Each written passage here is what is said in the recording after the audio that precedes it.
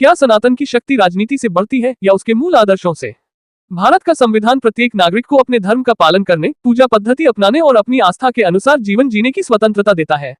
यही भारतीय लोकतंत्र की सबसे बड़ी शक्ति है। ऐसे में ये प्रश्न स्वाभाविक है कि क्या धर्म को राजनीतिक विमर्श का विषय बनाना समाज और स्वयं धर्म दोनों के हित में है। सनातन धर्म विश्व की सबसे प्राचीन जीवित आध्यात्मिक परंपराओं में से एक है।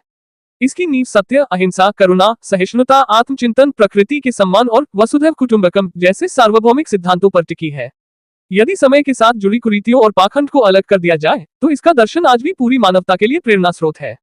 भगवान श्री राम का जीवन हमें सिखाता है कि धर्म का अर्थ केवल पूजा नहीं, बल्कि मर्यादा, त्याग, न्याय और कर्तव्य है।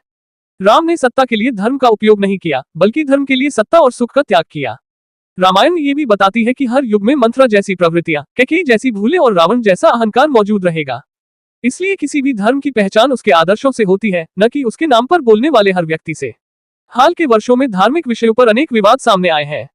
विभिन्न अवसरों पर शंकराचार्यों और संतों के सम्मान, गौ संरक्षण, धार्मिक आयोजनों की गरिमा, देवी देवताओं के चित्रण, धार्मिक प्रतीकों के उपयोग और धर्मग्रंथों की व्याख्या को लेकर समाज में बहस हुई है। इन विषयों पर लोगों की राय अलग अलग हो सकती है, लेकिन एक बात स्पष्ट है कि ऐसे मुद्दों पर संवाद, संवैधानिक मर्यादा और कानून का पालन आवश्यक है। धर्म तब मजबूत होता है जब उसके अनुयायी उसके मूल सिद्धांतों को अपने जीवन में उतारते हैं।